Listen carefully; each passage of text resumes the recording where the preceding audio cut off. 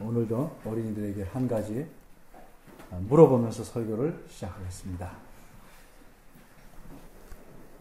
어린이들은 내 질문을 잘 듣고 답이 무엇인지 맞춰보십시오.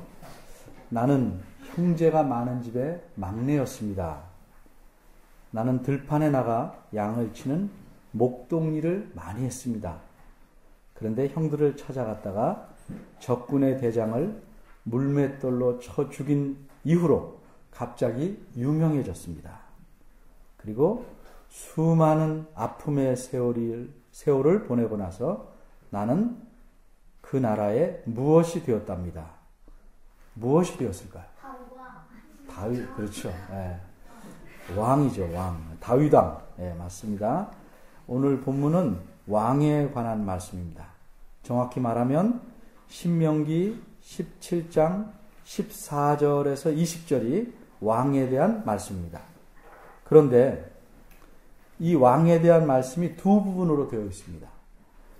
앞부분은 14절에서 17절까지인데 왕이 하지 말아야 될 것을 말씀하고 있습니다. 뒷부분은 18절부터 시작되는데 여기서는 해야 할 것을 말씀합니다. 오늘은 뒷부분만 생각해 보려고 합니다. 첫째로 생각할 점은 왕이 해야 할 일이 무엇인가 하는 것입니다. 그것은 한마디로 공부입니다. 왕은 나라 전체를 다스려야 하므로 공부할 것이 많습니다. 요즘으로 말하면 정치도 공부해야 되고 경제와 군사와 전술에 대해서도 싸움하는 법에 대해서도 공부해야 합니다. 또 백성들의 어려운 문제를 다루고 재판도 해야 하므로 법에 대해서도 공부해야 합니다. 또 나라를 다스린다는 것은 그냥 땅만 다스리는 것이 아니므로 사람인 백성들을 다스리는 것이기에 사람을 잘 다룰 줄 아는 공부도 해야 합니다. 나라의 제도에 대해서 공부도 해야 합니다. 또 말도 잘 해야 하므로 이른바 수사학, 말을 잘하고 논리를 잘 표현하는 수사학도 공부해야 합니다. 그런데 오늘 본문 말씀에서는 그런 공부들을 말하고 있지 않습니다. 그럼 무슨 공부를 말씀하고 있습니까? 18절을 먼저 봅니다. 그가 왕위에 오르거든. 이 말씀에서 그는 누굽니까? 위에 15절을 읽어보면 알 수 있습니다. 그는 하나님께서 왕으로 택하신 자를 가리킵니다. 따라서 왕이 된 사람은 반드시 해야 될 일이 무엇인가 지금 18절에서 말하기 시작하는 것입니다. 그것은 율법서를 등사하는 일입니다. 등사부터 설명하겠습니다. 인쇄하는 것, 여러분들 다 아는 프린트, 인쇄한다는 것은 인쇄기로 문자나 그림을 찍어내는 것입니다. 이렇듯이 등사한다는 것은 등사기로 그렇게 하는 것입니다. 등사기가 뭘까? 등사기는 쉽게 말하면 아주 간단한 인쇄기입니다. 지금은 이 등사기를 보기가 어렵지만 제 기억으로는 지금으로부터 30 내지 40년 전인 1970년도 말까지만 해도 등사기를 사용했습니다. 저도 많이 사용했습니다. 초를 먹인 종이에, 그걸 원지라고 하는데 그 원지에 철필로 글을 써서 그 원지를 등사기에 붙이고 그 페인트 미는 롤러, 굴림대를 이렇게 위에다가 이렇게 넣어서 이렇게 한 장씩 밉니다. 밀어서 한 장씩 뽑아냅니다. 이런 작업을 등사라고 합니다. 그런데 여기 18절에서 말하는 등사는 이렇게 등사기로 찍어내는 것을 뜻하지 않고 다만 어떤 원본의 그 내용을 베끼는 겁니다. 사본을 만드는 것을 뜻합니다. 왕은 제사장이 보관하고 있는 그 율법서를 갖다가 그 내용을 보고 쓰는 겁니다. 베껴서 자신을 위해서 사본을 만들어야 합니다. 그럼 이 율법서라는 것이 무엇인가? 크게 두 가지 견해가 있습니다. 하나는 우리가 모세오경이라고 부르는 창세기, 출애굽기, 레위기, 민수기, 신명기까지를 가리킨다고 보는 견해가 있고 다른 하나는 이 신명기만 가리킨다는 견해가 있습니다. 이 둘 중에 어떤 견해가 꼭 맞는다고 집어서 말할 수는 없습니다. 어쨌든 율법서는 하나님께서 모세를 통해서 말씀하신 가르침과 규례를 적어놓은 책입니다. 따라서 하나님께서 왕에게 요구하는 공부는 다른 게 아니고, 다른 공부하지 말라는 거 아니고, 하나님께서 요구하는 공부는 율법서, 즉 하나님 말씀인 것입니다. 그럼 둘째로 생각할 것은, 그럼 왕이 이렇게 율법서, 하나님 말씀을 공부하는 목적이 무엇인가 하는 점입니다. 왕은 율법서의 내용을 베껴서 사본을 만든 후에, 야, 이거 내가 사본 하나 잘 만들었다 하고 기념물로 보관해 두는 것이 아닙니다. 19절 앞에서 보는 바대로 왕은 평생 동안 그것을 늘 자기 곁에 두고 있어야 합니다. 다시 말하면 하나님 말씀인 율법서를 옆에다 두고 가까이 두고 공부해야 합니다. 요즘 말로 바꿔 말하면 늘 하나님 말씀인 성경을 공부해야 합니다. 하루 이틀 공부하다 마는 것 아니고 1, 2년 하다 마는 것 아니고 살아 숨쉬고 있는 평생 동안 하나님 말씀을 공부해야 합니다. 그렇게 하는 목적은 무엇입니까? 그의 하나님 여호와를 경외하는 것을 배우기 위해서입니다. 아마도 대부분 여러분들 가정에는, 또 교인들 가정에는 성경책이 여러 권씩 있을 것입니다. 적어도 식구수대로 있을 겁니다. 그런데 세월이 가도 그 성경책에는 손때가 타지 않습니다. 새 것 그대로입니다. 왜? 그거 다를까봐 읽지 않기 때문에. 덮은 책은 책이 아니다 라는 유명한 말이 있습니다. 성경책이 하나님 말씀이라는 걸 믿지만 읽지 않고 갖고만 있는다고 해서 유익을 얻는 것이 아닙니다. 성경책도 읽지 않으면 고물상에 팔아넘기려고 쌓아둔 못 쓰는 책이나 폐지와 마찬가지입니다. 자녀들이 필요한 학습서를 샀다고 칩시다. 근데 그 자녀가 앞부분만 조금 공부하다가 내버려 두면 부모들은 뭐라고 합니까? 가만히 있습니까? 아마 자녀들에게 관심 있는 부모라면 책을 공부하려고 샀으면 끝까지 공부하라 권하고, 말 안 들으면 야단도 칩니다. 그래도 말 안 들으면 다음에 사달라도 절대 국물도 없습니다.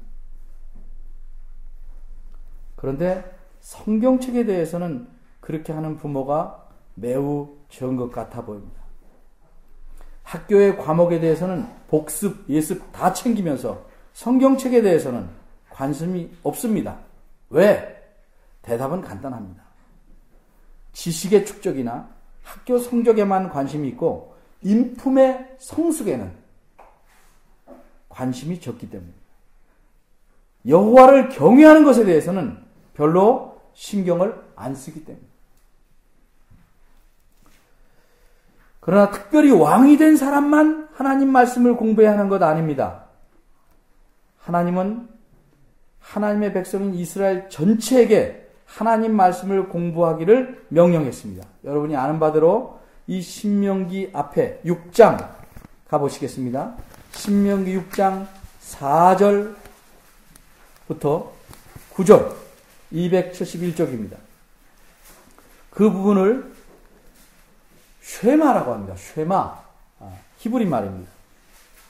왜 쉐마라고 하는가? 이 4절의 첫 말씀이 히브리어 성경에선 쉐마이기 때문에 그렇게 부릅니다. 쉐마는 들으라는 뜻입니다. 들으라는 명령어입니다. 무엇을 들으라는 건가? 4절에서 9절의 내용을 보면 됩니다. 즉 여호와 하나님을 전심으로, 그냥 가끔 취미로, 아니면 가끔 그냥 심심풀이로 그렇게 섬기는 것이 아니고 마음과 성품과 힘을 다해서 사랑하는 것입니다. 그렇게 하려면 어떻게 해야 합니까? 특별히 7절에 보면 내 자녀에게 부지런히 하나님 말씀을 가르치라 말합니다. 집에 앉아 있을 때나 길을 행할 때나 누웠을 때나 일어날 때든지 이 말씀을 강론하라 말씀합니다. 그래야 그 자녀들이 하나님을 전심으로 사랑할 수 있는 것입니다. 하나님을 사랑하는 것은 결코 저절로 되지 않습니다. 하나님 말씀을 통해서 배우고 익히고 그래야 하나님을 경외하고 사랑하게 되는 것입니다. 그런데 수많은 그리스도인 부모들이 자녀들에게 하나님 말씀을 가르치는 일에 직무유기하고 있습니다.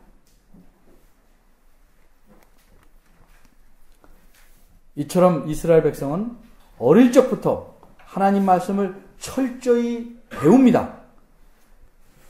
그리고 왕이 된 사람은 이 하나님 말씀 공부에 더욱 전념해서 하나님을 경외하기를 깊이 배우라는 것이 오늘 본문에 나온 하나님의 명령입니다. 하나님을 경외하는 것은 시험에 합격하면 그만 공부해도 되는 그런 일이 아닙니다. 평생을 지속해야 하는 일입니다.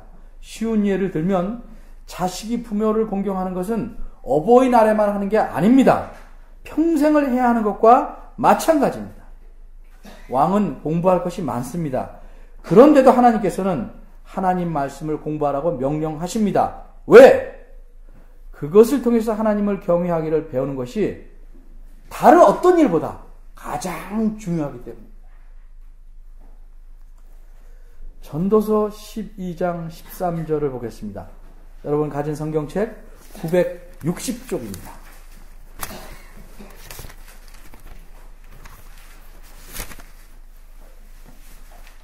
12장 13절에 보면 이런 말씀이 있습니다. 하나님을 일의 결국을 다 들었으니 하나님을 경외하고 그 명령을 지킬지어다. 이것이 사람의 본분이니라. 하나님을 경외한다는 것이 무엇일까? 우리 경외라는 말이 많이 들어봤는데 아마 이렇게 설명할 수 있을 것 같습니다. 하나님이 참으로 존경스럽고 위대해서 가까이 다가갈수록 어렵습니다. 사람도 그런 사람들이 종종 있죠. 그래도 더욱 가까이 가고 싶고 온 마음을 쏟아 섬기고 싶기 때문에 그분의 말씀이라면 그대로 성실하게 행하려고 최선을 다하는 태도, 이것이 경외입니다.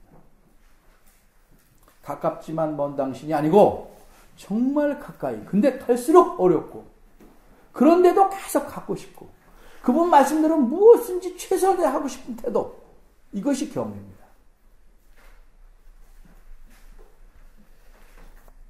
그래서 하나님을 경외하는 것과 하나님 명령을 지키는 것은 함께 나타납니다. 하나님을 경외하는 것이 전도서에서 말씀하기를 사람의 본분이라고 했습니다. 본분은 또 뭘까? 국어사전을 보면 본분을 이렇게 설명합니다. 마땅히 지켜야 할 직분, 또 어떤 영어 번역에는 의무, 이런 표현을 사용했습니다. 그런데 이 히브리어 원문을 그대로 직역하면 이런 뜻입니다. 좀 이상해요. 이것이 사람의 본분이다가 아니고 이것이 모든 사람이다, 이런 뜻입니다. 하나님을 경외하고 그의 명령을 지키는 그것이 사람의 모든 것이다. 도대체 이 뜻이 무엇일까? 이것을 풀어 말하면 사람의 모든 것인데 이것을 풀어 말하면 무슨 뜻인가? 이것이 사람 그 자체입니다. 이것이 진정한 사람다움이고 사람의 존재의 이유와 목적이라는 뜻입니다. 그러니까 여호와를 경외하는 것만이 사람이 사람다울 수 있는 것이고 이 세상에서 사는 삶의 의미를 다 이루는 것이라는 뜻입니다.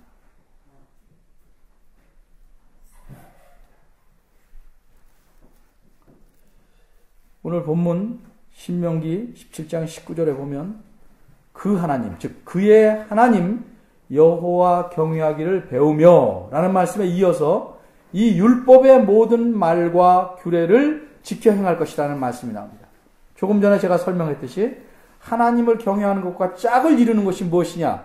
하나님 말씀대로 행하는 것입니다. 그러니까 경외와 순종은 동전의 양면과 같은 겁니다. 경외하는 만큼 순종하는 것이고 순종하는 만큼 경외하는 것입니다. 더도 덜도 아닙니다.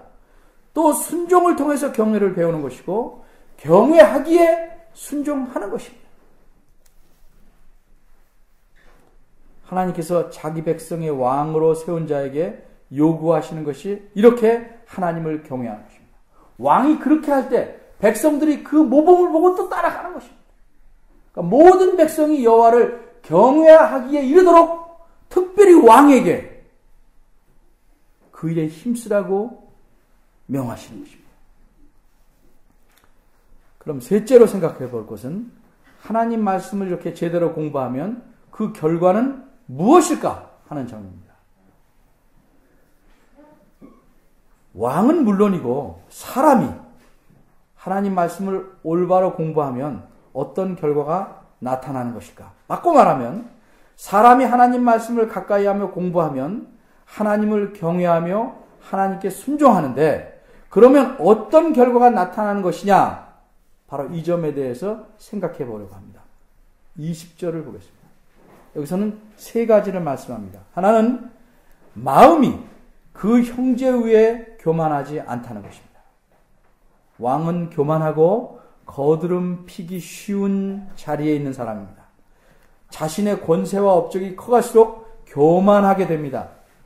사람 수가 좀 많이 모이는 교회에서 목회한다고 거들먹대고 목에 힘주는 인간들도 있는데 한 나라를 제 마음대로 주물럭대는 왕이야 말할 필요가 없지 않겠습니까? 한 회사를 마음대로 주무르는 사장도 굉장히 목에 힘을 주는데 왕은 말할 필요가 없습니다. 그런데 하나님 말씀을 제대로 공부하면 왕이라도 교만하지 않습니다. 진정한 왕은 하나님이시고 자신과 백성은 서로 형제임을 잊지 않습니다. 하나님께서 왕을 세우신 것은 백성 후에 그들을 내 마음대로 부려라 하는 굴림자가 아니고 같은 형제들을 보호하고 인도하는 지도자로서 길잡이로서 세우시려는 것입니다. 또 한 가지는 20절에 말씀하기를 하나님 명령에서 떠나지 않고 치우치지 않는다는 점입니다. 쉽게 왕의 역할과 연관을 생각하면 하나님 말씀대로 백성들을 잘 다스린다는 의미입니다. 왕이 백성들을 다스릴 때 자기 마음대로 그 백성들이 자기의 노예인 양 부리지 않고 철저하게 하나님 말씀대로 그 말씀에 따라 행한다는 뜻입니다. 이렇게 할 때 백성들은 하나님께서 주시는 평안을 맛보고 번영을 누리게 되는 것입니다. 그런데 불행하게도 이스라엘의 역사에서 이 명령을 잘 따라 행하며 여호와를 경외하는 왕이 많지 않았습니다. 만일 그렇게 행했다면 백성들은 평안과 번영을 가득 누릴 뿐만 아니라 20절에서 말씀한 세 번째 결과가 나타났을 것입니다. 그 세 번째 결과가 무엇입니까? 이스라엘 중에서 그와 그의 자손의 왕 위에 있는 날이 장구하리라. 그 왕조가 끊이지 않고 계속 왕 위에 있겠다는 겁니다. 이렇게 신명기에서 말씀하신 이후에 이스라엘 역사가 어떻게 전개되었는지 좀 생각해 봅니다. 이 말씀 이후에 약 350여 년이 지나서 이스라엘 백성은 하나님 백성이 아닌 이방 사람들 같이 왕을 요구합니다. 이미 하나님은 그런 일이 일어날 줄 다 알고 계셨습니다. 어쨌든 그래서 이스라엘의 첫 왕으로 사울이 선택됩니다. 근데 그는 잘못된 왕입니다. 그 다음에 다윗과 솔로몬 이후에 이 나라는 남과 북으로 갈라집니다. 갈라진 근본적인 이유가 무엇인지 아십니까? 그 유명한 솔로몬 왕이 처음에는 안 그랬는데 가면 갈수록 하나님을 경외하지 않고 하나님 말씀에 순종하지 않았기 때문에 나라가 갈라졌습니다. 남쪽 나라와 북쪽 나라 이 두 왕국에 각각 갈라진 이후에 19왕이 있었습니다. 그런데 북쪽 나라의 왕들은 모두 하나님 말씀을 무시하고 살았습니다. 하나님을 경외하지 않았습니다. 하나님 말씀에 철저히 불순종했습니다. 그래서 성경에 보면 하나님에게 선한 왕이다 이렇게 평가받은 왕이 한 사람도 없습니다. 그 결과 어떻게 된지 아십니까? 2대, 길어야 4대 정도 지나서 왕조가 바뀝니다. 어떻게 바뀝니까? 왕조가 바뀔 때는 그 앞 왕을 살해하고 새로운 왕조가 들었습니다. 그렇게 바뀌는 왕조가 8번이나 있었습니다. 그러니까 모두 9 왕조가 있었던 거죠.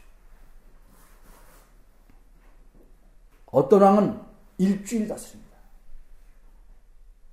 비참하게 죽는 왕들이 굉장히 많습니다. 왕들이 이러하니 그 백성들의 삶은 피폐하고 우상을 부지런히 섬기고 결국 나라가 통째로 망하고 말았습니다. 한편 남쪽 나라는 어땠습니까? 그나마 19왕 중에서 선하다고 평가된 일이, 부족한 점이 많지만 그나마 선하다고 평가된 왕이 8명이나 있었습니다. 하나님은 은혜로 그 왕조를 바꾸지 않고 400년 이상 계속되게 하셨습니다. 그런데 결국은 이런 하나님의 은혜를 무시하고 살았기 때문에, 그래서 하나님을 경외하는 마음을 모두 잃어버렸기에 북왕국처럼 망하고 말았습니다.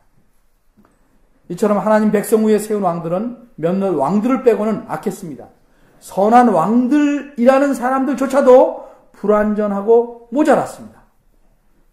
그런데 그 불완전한 왕이라 할지라도 그가 하나님 말씀에 순종하며 하나님을 경외하게 힘쓰면 하나님은 그 시대에, 그때에, 그 시기에 그의 그 왕의 집뿐만 아니라 그 나라 모든 백성으로 하여금 평안과 번영을 누리는 은혜와 복을 주셨습니다. 그런데 그 왕들이 선하든 악하든 이제는 다 없어졌고 이스라엘과 유다도 다 없어졌습니다. 그런데 왕에 대한 이야기가 우리하고 무슨 연관입니까?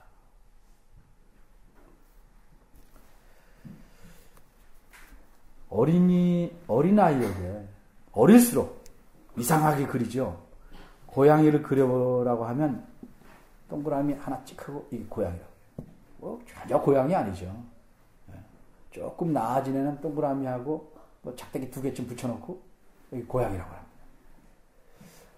삐뚤게 선 몇 개 그어놓고 낙서처럼 해놓고 전혀 고양이 같지 않은데도 이 아이는 그게 고양이라고 합니다. 그럼 부모가 뭐라고 그래요?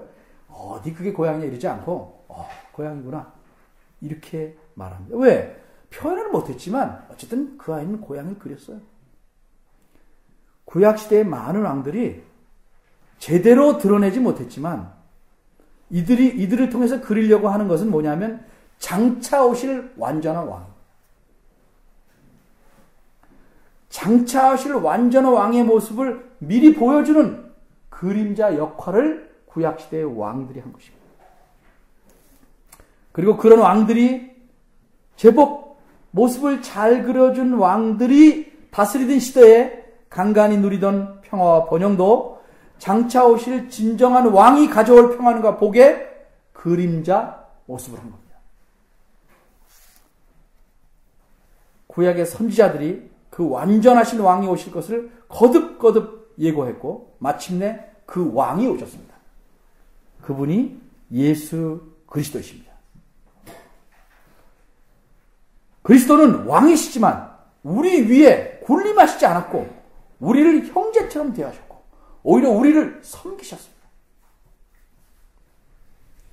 그리스도는 철저하게 하나님 말씀에 순종하며 하나님을 경외하는 삶을 사셨습니다. 그래서 우리 위에 고난을 받으시고 우리 대신 매를 맞으시고 자신의 생명까지도 우리의 죄값으로 내놓으셨습니다. 왜 그렇게 하셨습니까?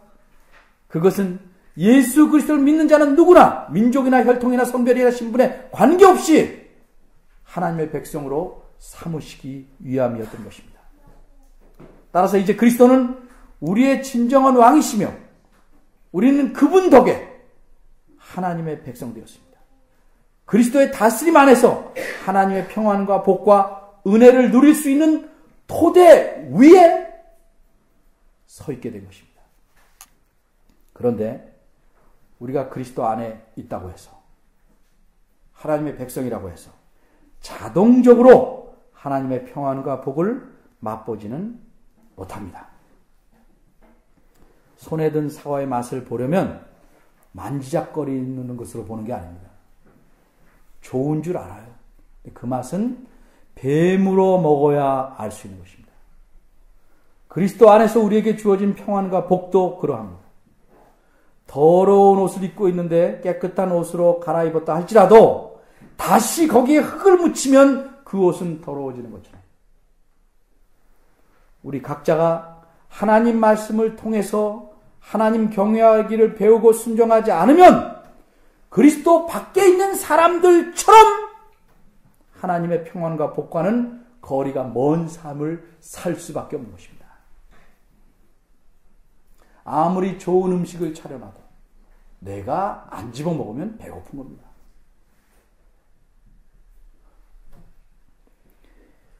비유하자면 물속에 들어갔다는 젖지 않고 나올 수는 없습니다. 다 젖어 나옵니다. 그런데 이상하게 그리스도 안에 들어온 자가 하나님의 괄목할 만한 은혜와 복을 제대로 누리지 못하는 경우가 있습니다. 왜 물속에 들어왔는데 안 젖는가요? 어떤 경우에 그렇습니까?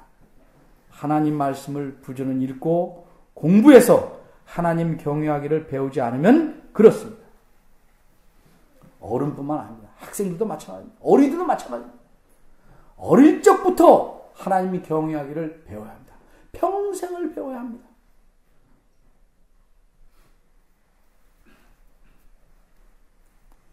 그러기에 우리가 자식을 키울 때 하나님을 경외하기를 가르치지 않으면 정성을 다해서 자식을 키울수록 그 자식은 다른 사람을 물어뜯고 심지어는 부모에게도 등을 돌리는 영악한 짐승으로 만들 수 있는 것입니다. 우리 애는 안 그렇다고요? 어떤 사람이 우리를 유혹하고 못되게 만들려는 사탄의 영향에서 벗어나 있습니다.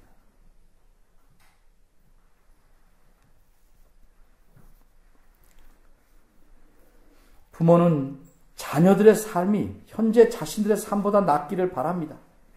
때로는 자신이 이루지 못하거나 놓친 아쉬운 꿈을 향해서 나아가고 그 꿈을 이루길 바랍니다. 그것 자체가 나쁘지 않습니다. 그래서 그런지 부모들이 자기 자녀들에게 공부를 유난히 강조합니다. 그런데 부모들이 자신의 그 약점을 보완해서 자녀가 낫기를 바란다면 형평성이 있어야 합니다. 왜 자신의 믿음의 부족한 점, 하나님을 섬기는 일에 약한 점은 보강해서 그 잘못을 되풀이하지 않도록 자녀들을 교육하진 않습니까? 그렇게 신앙의 부족한 점까지 보완시켜서 가르치려는 가정은 거의 보이지 않습니다.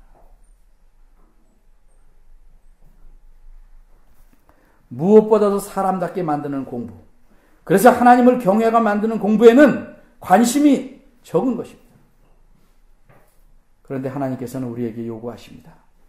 하나님의 말씀을 평생 읽고 공부하여 나 하나님을 경외하라고 요구하십니다. 이 요구를 무시하면 누구든지 예외 없이 사람다움을 잃게 됩니다. 그저 먹을 것과 입을 것과 세상에서 성공에 만족하는 배부른 돼지처럼 살게 됩니다. 자기만 알고 남의 어려움을 외면하는 짐승처럼 살아가게 될 것입니다. 제가 보장합니다. 하나님을 경외하기를 배우지 못하면 인품에 성숙 높고 그 사람은 아주 멋진 옷을 입고 사람같이 보여도 무늬만 사람으로 살아갑니다.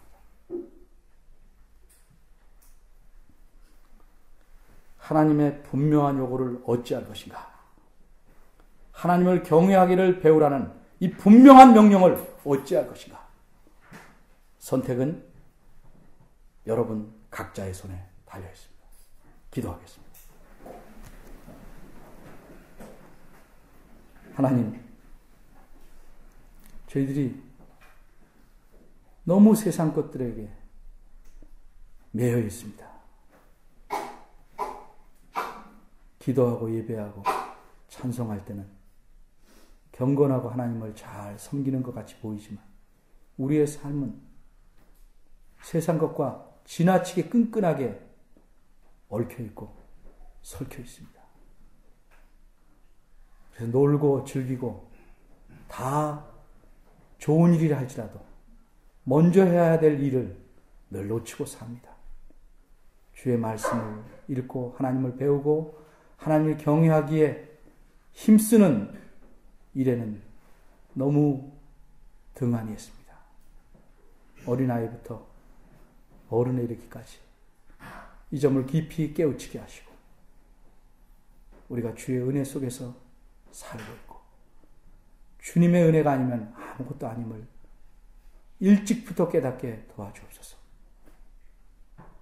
주님을 버리고 주님을 등한시하고 내가 매달리는 것 모든 것이 결국은 나를 치는 도구가 된다는 것을 기억하게 하시옵소서.